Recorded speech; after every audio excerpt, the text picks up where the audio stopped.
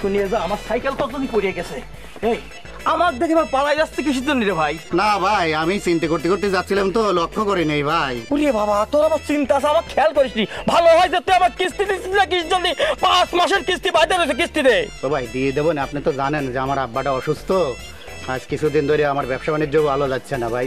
ওরে বাবা, তোর আব্বার অবস্থা ভালো না, আমার আব্বার অবস্থা ভালো না। হয়েছে কি, এই যে আমি কিস্তি জমা দিতে পারতেছি না, উপরে স্যাররা আমার চাকরি যে কোনো মুহূর্তে নোট করে দিতে পারে। আজকে তোমার যেভাবে হোক কিস্তি দিয়ে জাতি হবি। বুঝছি ভাই, কিন্তু একটু সময় না দিলে আমি পারবো না, কারণ যে অবস্থা চলতেছে আমার, তাই সময়টা খারাপ যাচ্ছে তো। তাহলে তো তোমাকে কয়টা দিন সময় দিতেই হয়, তাই না রে ভাই? যেহেতু ভালো মানুষ তুমি, তাহলে জামাটা খোলো, জামাটা নিয়ে যাবো। ভাই অনুরোধ ভাই, এই রাস্তার মধ্যে আমার আর ইজ্জতটা মাইরে না, দিয়ে দেবো না।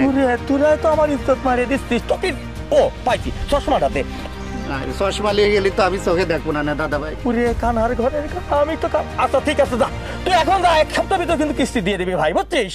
আচ্ছা ভাই, দিয়ে দেবো না ভাই। পুরিয়া বাবা রে, আমি তো পাগল হয়ে গেল। আমার সাইকেল কোনে গেল? সাইকেল কোনে? সাইকেল নিয়ে গেল নাকি আফজাল? পরে সাইকেল তুই আমার সম্বল রে বাপ। পুরিয়া সাইকেল কে আবার করে উঠা।